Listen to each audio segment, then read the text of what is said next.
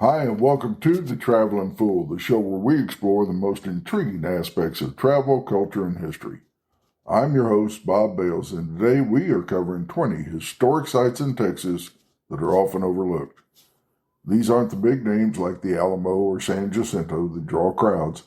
These are quieter spots, forts, missions, homes, and battlegrounds that tell just as much about Texas' past, if not more. I've visited most myself. I've talked to locals and historians about others and put together a list that's worth your time if you're into history and travel. I'll give you the history on each place, some unique facts, notable people who were there, and a few interesting things nearby today, so stay tuned.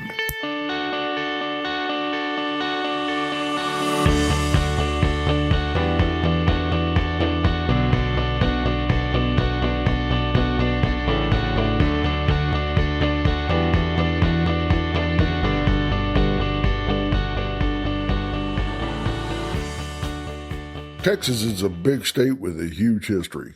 Native tribes going back thousands of years, Spanish settlers in the 1700s, the fight for independence in 1830s, the Civil War, and the growth after that. The famous sites get all the visitors, but these 20 are different. They're spread across the state, from the deserts of West Texas to the Gulf Coast, and they show parts of the past that don't always make it into the guidebooks. Some are ruins from the frontier days. Some are preserved homes from key figures. Others are battlefields or old military posts that shaped what Texas became. They're not crowded. They don't have big tourist setups. Just real history waiting for you to explore. And I would bet a lot of Texans don't even know about some of these. I'll start out west and work my way across the state. Now here's the first one. Fort Leaton State Historic Site in Presidio.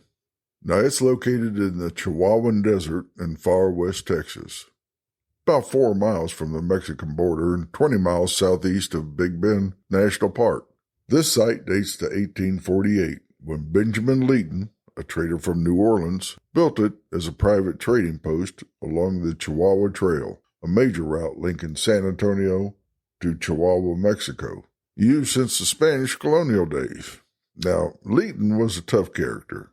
Born in 1819 in Alabama, he had worked as a scalp hunter in Mexico, hired to fight Apache raids, before settling in here with his wife. His wife, Juana Pedraza, came from a prominent Mexican family, and he constructed this massive adobe fort covering over an acre with 40 rooms around a central courtyard, thick walls up to 3 feet wide, and a fortified entrance. It wasn't just a home, it was his business hub where he traded goods like guns, whiskey, and blankets with the Comanche tribes and Mexican merchants and local ranchers. Now, some historians say he encouraged Comanches to raid on the Mexican settlements just to keep his trade flowing. So, who knows? We may never know.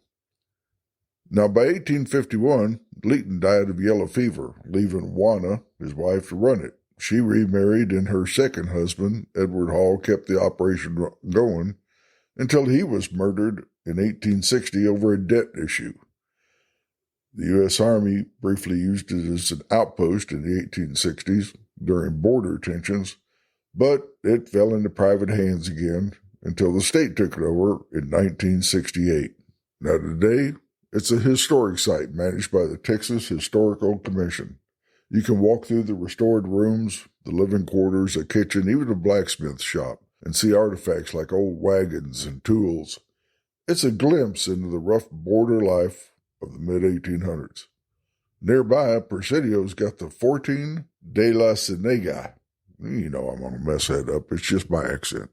It's a restored 1880s ranch house. It's not a big draw, but it shows how settlers lived out here in that rough West Texas land. Next is site number 2, Seminole Canyon State Park and Historic Site near Comstock. Now, Comstock's about 30 miles northwest of Del Rio along the Rio Grande River. This place goes back thousands of years. Archaeologists dated the rock art there to be around 2000 BCE, left by hunter-gatherer tribes who roamed the lower Pecos region. The Fate Bell Shelter, a key spot in the park, has some of the best preserved pictographs in Texas. Red, yellow, and black images of human figures, deer, and abstract shapes painted on limestone walls. Experts think that these were tied to religious rituals or hunting ceremonies. Some drawings show shamans with antlers. Others mark water sources.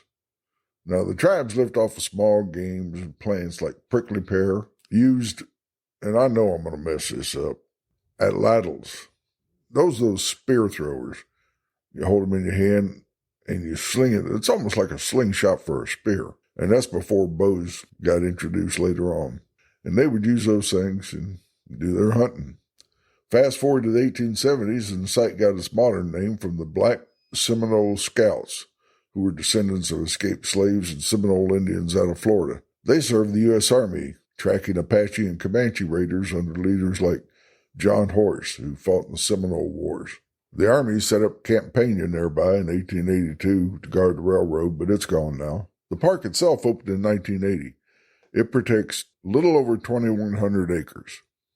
Now, you can only see the rock art on a guided hike, about a mile each way, and it's pretty rocky terrain. It takes an hour. There's 10 miles of trails total, plus camping if you want to stay. Now, here's a unique fact.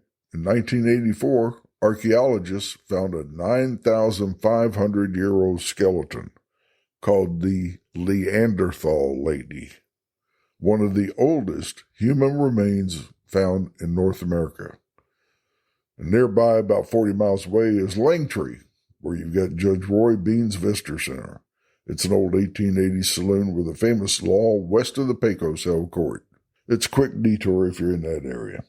Next up, we have site number 3, Fort Lancaster, State Historic Site.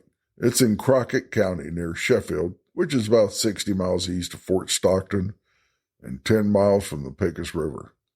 The U.S. Army established it in 1855 to protect settlers and supply wagons on the San Antonio-El Paso Road, a 600-mile trail that was the main link between East and West Texas back then. The fort was built with limestone and adobe, barracks, a hospital, officers' quarters, and a bakery. It housed around 150 soldiers from the 1st Infantry Regiment. Now, they faced harsh conditions, summer heat over 100 degrees, scarce water, and constant threats from Comanche and Apache tribes who saw the road as an invasion. On December 26, 1867, about 300 Comanches attacked during the supply run, killed 3 soldiers, wounded 11, and burned part of the fort. It was one of the last big raids in the area. The Army rebuilt but abandoned it in 1874 as the frontier moved west. By the 1880s, locals were scavenging the stone for their own homes. The Texas Historical Commission took over in 1968, and today it's mainly ruins, stone chimneys, wall bases, and a parade ground overlooking a wide valley. There's a 2-mile trail to explore it, plus a small museum with artifacts like uniforms and cannonball. A notable figure stopped through there, Robert E. Lee. He was a colonel in the Union Army, before the Civil War. He inspected the fort in 1856. He called it the most cheerless post he had ever seen. Nearby, Ozona's got the Crockett County Museum, old ranch gear, and a 1900 jail, about 35 miles away.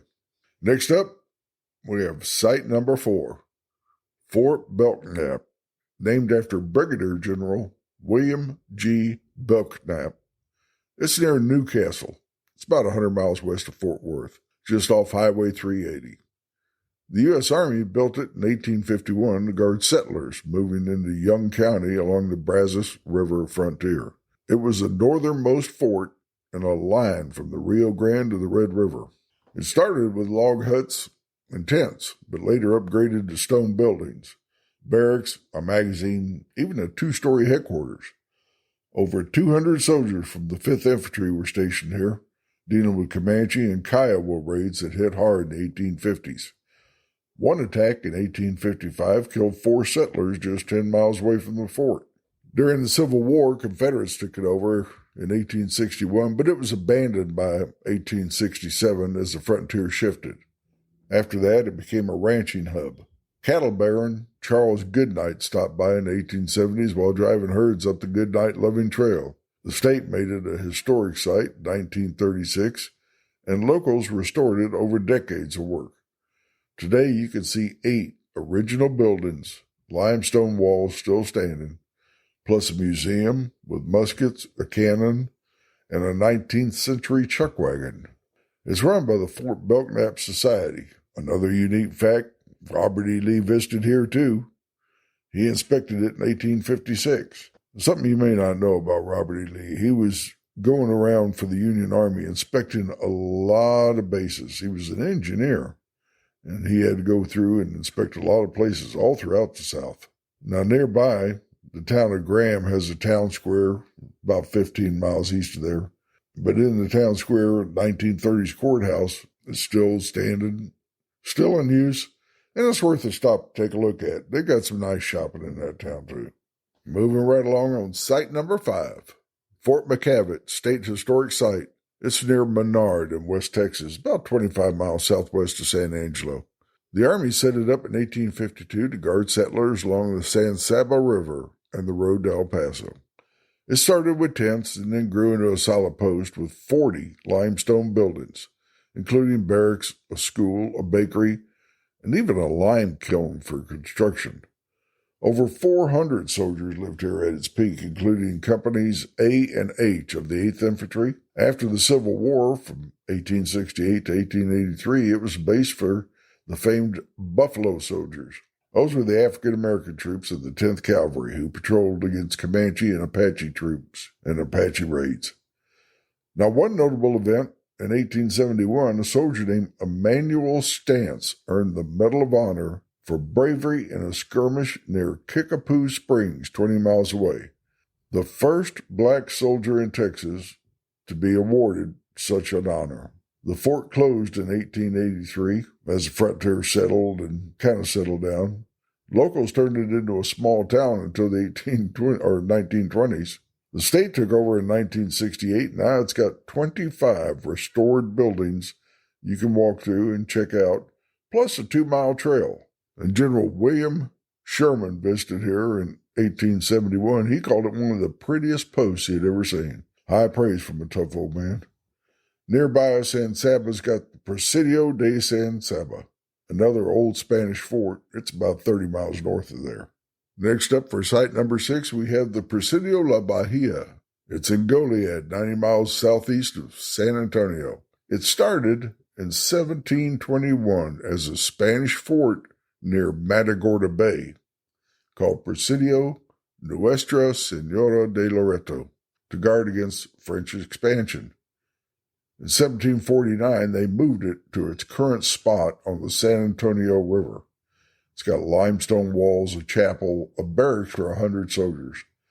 It protected Mission Espiritu Santo, which we'll talk about next. During the Texas Revolution, it saw major action. In October of 1835, Texian rebels under James Fannin captured it from Mexican forces after about a 30-minute fight, first big win of the war. But in March 1836, after losing a battle at Coleto Creek, Fannin and 342 of his men surrendered here. On Palm Sunday, March 27th, Santa Anna, the Mexican general, ordered them executed, shot in groups outside the walls. One of the darkest moments in Texas Revolution history. Only 28 escaped. The fort stayed active under Mexico and then the U.S. until 1865. The Catholic Church bought it in 1853, and it's been a historic site since 1967. You can still see the chapel. It's still used for Mass. There's an officer's quarters and a museum with artifacts like musket balls. And right outside the walls, all those men, Fannin and his troops, well, they're buried in a mass grave just on the other side of the wall. Next up, we have site number 7, which is the Mission Nuestra Señora del Espiritu Santo del Zuniga. Long name. It's right next to the La Bahia in Goliad. Well, not right next. It's maybe an eighth of a mile away. But it was founded in 1722 near Lavaca Bay to convert Caranqua and Aranama tribes to Christianity and farming. It moved twice, first in 1726 and then in 1749 to Goliad, where it sits today. The mission had a stone church, workshops, and fields where the native converts grew corn and raised cattle. By 1750, they managed over 40,000 head, the biggest herd in Texas at the time. Priests like Father Jose Calahorra ran it, teaching Spanish and trades. But diseases like smallpox cut the population hard, man. Records show that only 200 converts by 1770 were still around. It closed in 1830 as Mexico secularized missions. During the Revolution, the Texians used it as a barracks before the massacre occurred. The state restored it in the 1930s. Civilian Conservation Corps workers rebuilt the church and the granary. And today it's part of Goliad State Park. You can see the chapel, small museum with pottery and stuff in it, and reconstructions of the native huts. Now nearby, Goliad's downtown has the 1894 courthouse, which is a really cool looking courthouse. And sitting out in front of the courthouse is the hanging tree.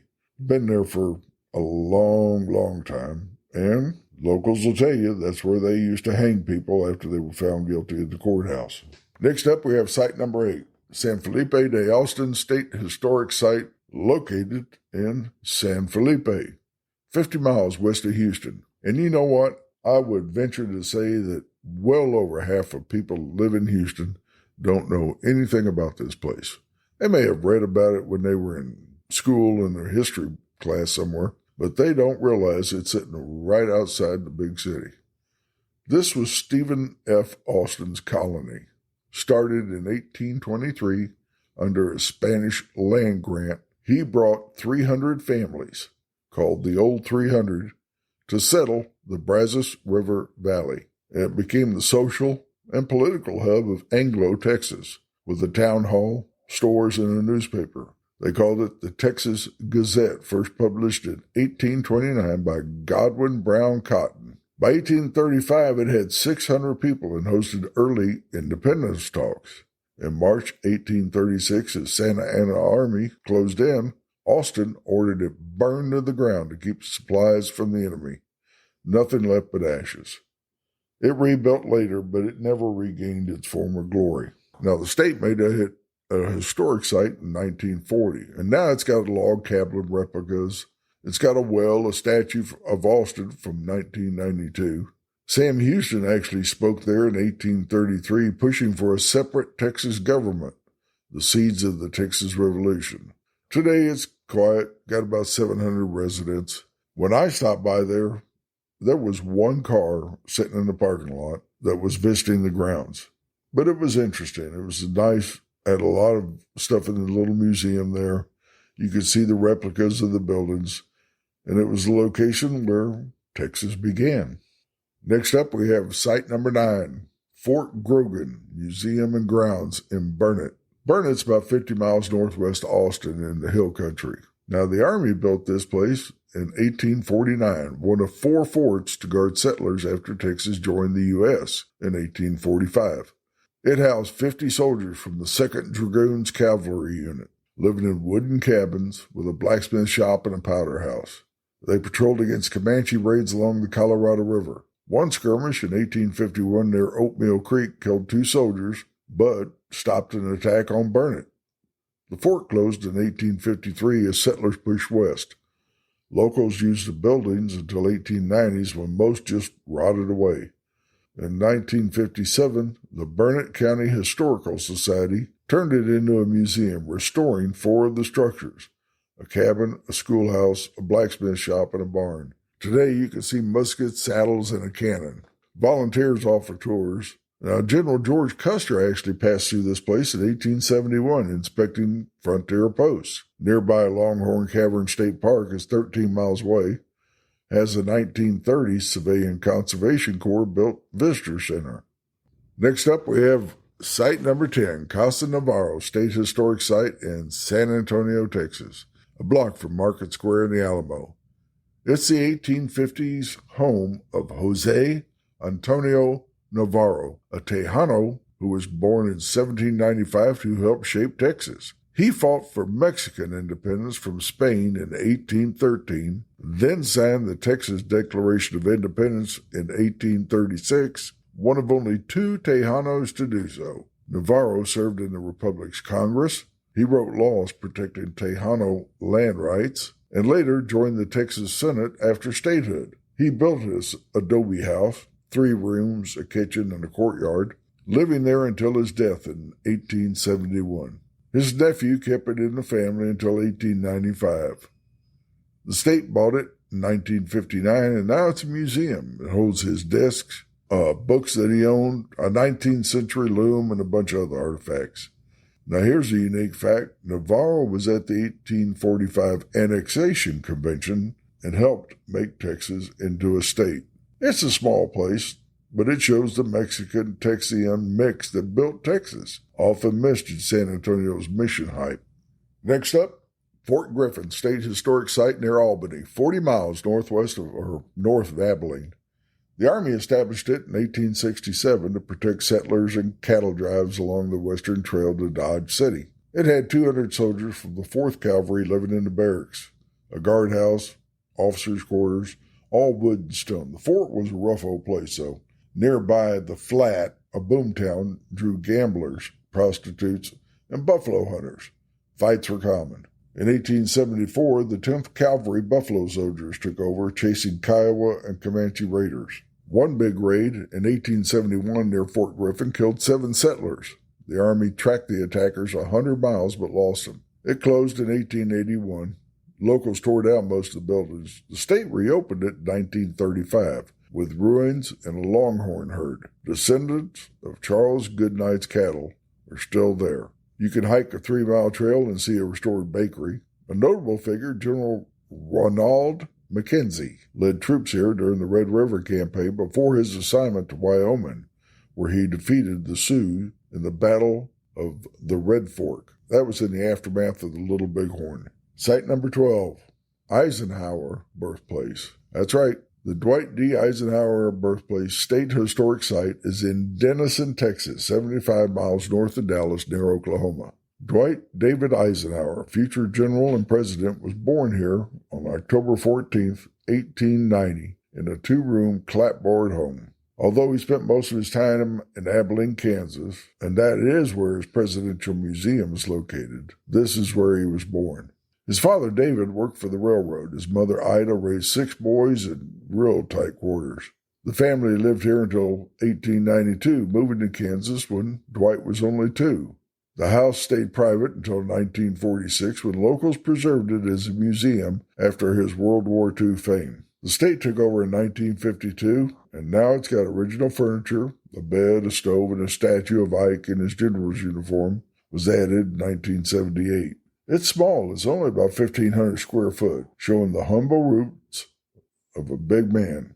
One unique fact, Eisenhower is one of 2 Texas-born presidents, the other being Lyndon Baines Johnson. Nearby, Denison's Red River Railroad has old train cars and kind of ties into his dad's job. It's an interesting sight to see. Number 13, Washington on the Brazos State Historic Site. It's in Washington, Texas, 80 miles northwest of Houston. This is where Texas independence started on March 2nd, 1836. 59 delegates met in a log building and signed the Declaration of Independence from Mexico. The town was a ferry crossing on the Brazos River, founded in 1834 by a fellow named John Hall. It grew into about 1,000 people by 1837, a key republic hub with a customs house and a militia to guard it. Sam Houston was sworn in as president here in 1836. The republic's constitution was written in that same old room. It faded after 1846 when Austin became the capital, but the state park opened in 1916 with a replica of Independence Hall. One notable event, 1836 convention lasted 17 days, hashing out a new nation under Mexican attack. The nearby town of Independence is a fun stop. It has the ruins of Baylor University, the first university in Texas. That was before the institution moved to Waco. Sam Houston's wife, Margaret Leah Houston, is also buried there, and her home is still standing right there on the main road. Site number 14, Star of the Republic Museum, also in Washington. It's right next door. It's part of the same historic area. It was built in 1976 for the U.S. Bicentennial, and it's dedicated to the Texas Republic, which existed from 1836 to 1846. The museum is shaped like a pentagon with exhibits on 2 floors. It's got muskets from San Jacinto, Sam Houston's letters, a Republic flag with 1 star, hence the name. It covers daily life, cotton farming, blacksmithing, and big moments like the 1845 annexation vote. The Daughters of the Republic of Texas run it. They've got artifacts like an 1830s printing press used for early newspapers. One unique detail is Barrington Plantation is right next to the museum. Barrington Plantation is the home of the last president of the Republic of Texas, Anson Jones. It's now a living museum with people doing daily work on the farm and gardens and everyday life. And they'll tell you about what they're doing and how people lived back then. When I stopped by, again, these are not well-known places to most people. So unless they've got a school function going where there's a bunch of school kids, you're not going to see a lot of people there. When I stopped by, I was the only one there, along with a man, his wife, and their small child. Site number 15, Fanthorpe Inn State Historic Site, is in Anderson. Now, Anderson is about 30 miles southeast of College Station, and it's only 17 miles from Washington, which is where the Star of the Texas Museum is at, and Washington on the Brazos. Henry Fanthorpe, an Englishman, built it in 1835 as a log home, and then expanded it into a 2-story inn by 1840s. It became a stagecoach stop on the road from Houston to Austin. Had a post office, a tavern, and rooms for travelers. By 1850, it served 200 people a month. During the Republic's years, Sam Houston stayed here many times. Records show him signing mail in 1837. Now, Fanthorpe died in 1867. His family ran it until 1879 when the railroad bypassed the town. The state bought it in 1977. Now it's restored with original furniture, a desk, beds, stagecoach demos on some weekends. It was one of the few Republic-era inns still standing in the state. Nearby Anderson's Courthouse from the 1890s, big old red brick building. It's still active. And if you haven't done it, Texas courthouses in these small Texas counties are architectural wonders. They're not just plain buildings. There are people that actually just go around to photograph and visit the courthouses because of their architectural beauty. We're moving right along here. We're at site number 16 out of 20. And site number 16 is Monument Hill State Historic Site in LaGrange, Texas, which is 70 miles east of Austin. It is a memorial to the 52 Texians, that's right, Texians, who were killed in the 1842-1843 during the Meyer Expedition and Dawson massacres. Now, that was a failed raid that was done in retaliation after Mexico had raided San Antonio. In the Meyer Expedition, 176 men surrendered near the city of Meyer, Ciudad Meyer. Santa Anna ordered a decimation of them. 17 executed after drawing black beans from a jar of 159 white beans. So you drew the bean, and if you got the black one, you were executed. Their bodies were buried here in 1848 under a 48-foot stone obelisk. The Dawson group, 36 men, died earlier, ambushed near San Antonio. The site overlooks the Colorado River. It's got trails and picnic spots. And one notable figure, Captain Nicholas Dawson, which led that doom fight, his name is on the marker. Nearby LaGrange's Texas Czech Center has old immigrant tools tied to the area's settlers. And we're going to go right into site number 17, which is the Kreisch Brewery State Historic Site in LaGrange. It's right next to Monument Hill. The Kreisch Brewery State Historic Site is just that. It was started by a fellow named Heinrich Kreisch, a German immigrant. He built this in the 1860s. He arrived in 1846. He was a stonemason who was fleeing Europe's unrest. Texas has big German and Czech roots. A lot of folks from Germany and Czech came here. And he was no different. Heinrich came here, and in 1860 he started brewing lager in the hillside cellars near his stone house, using spring water and barley from his farm. His bluff beer, as he called it, sold across Fayette County. Records show 700 barrels a year by 1870, and it was one of Texas' first commercial breweries. Christ died in 1882 after a fall, and his family ran it until 1884 when it shut down. The state took over in 1977, and now you can see the brewery ruins, a house, the smokehouse. The stonework's are still pretty solid. One unique detail, he built the brewery over a natural spring which kept the beer cold naturally. Now, while you're there, be sure to check out downtown LaGrange. They have a great museum that's housed in the old jail. It's a really cool little museum. Site 18, Fort Davis National Historic Site, 200 miles southeast of El Paso. The Army founded it in 1854 to guard San Antonio-El Paso Road through the Davis Mountains, which were named for Jefferson Davis, who was then the U.S. Secretary of War. It started with wood huts rebuilt by stone in the 1860s. Barracks, had a hospital, 100 buildings total. Now, over 400 soldiers served here, including the 9th Cavalry Buffalo Soldiers after 1867. They were sent there to patrol against Apache and Comanche raids. In 1875, Colonel Benjamin Grierson led a campaign from here where he chased Apache chief Victorio. He was chief of the Warm Springs Band of the Chihende Division of Central Apaches. Chased that fellow 600 miles.